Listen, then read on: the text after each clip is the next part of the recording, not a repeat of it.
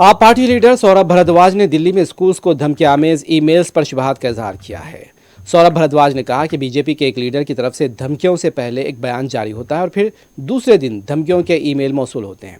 इस मामले की जामे तहकीकात होनी चाहिए। देखिए, एक बड़ा कमाल का इत्तेफाक है। भारतीय जनता पार्टी के एक प्रवक्ता हैं, उनके नेता हैं, उन्होंने रात को 12:50 पे एक ट्वीट किया कि अपनी सीट के नीचे देखिए, लावारिस वस्तु बम हो सकती है।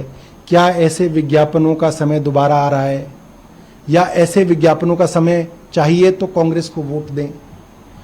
और आज सुबह पूरी दिल्ली में अफरा तफरी मची हुई है।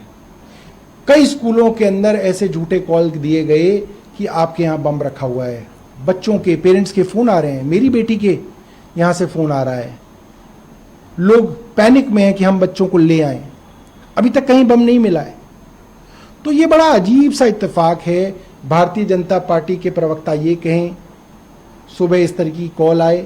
मैं ये केंद्र सरकार से चाहूंगा कि इसकी जांच 2 दिन में करके लोगों के सामने दूध का दूध पानी का पानी करें। आप भी चाहते हैं कि जिन्होंने ट्वीट किया उनसे भी पूछताछ हो। दिल्ली पुलिस इसमें ईमानदारी से पूछताछ करे, उनको क्यों लगा ऐसा हो रहा है, किन लोगों ने आज ये खबर स्कूलों के विषय में पहुंचाई, उनके आईपी एड्रेस ट्रेस करी जाए, उनके फ़ोन ट्रेस किए जाएं।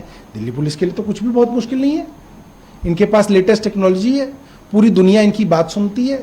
बड़े बड़े टेक्नोलॉजी लीडर्स जो हैं मोदी जी से रोज मिलने आते हैं, तो इनके पास तो सब कुछ है। इनको 1-2 दिन के अंदर निकालना चाहिए कि किन लोगों ने ये कॉल करे, ये ईमेल भेजे, इसकी जांच होनी चाहिए।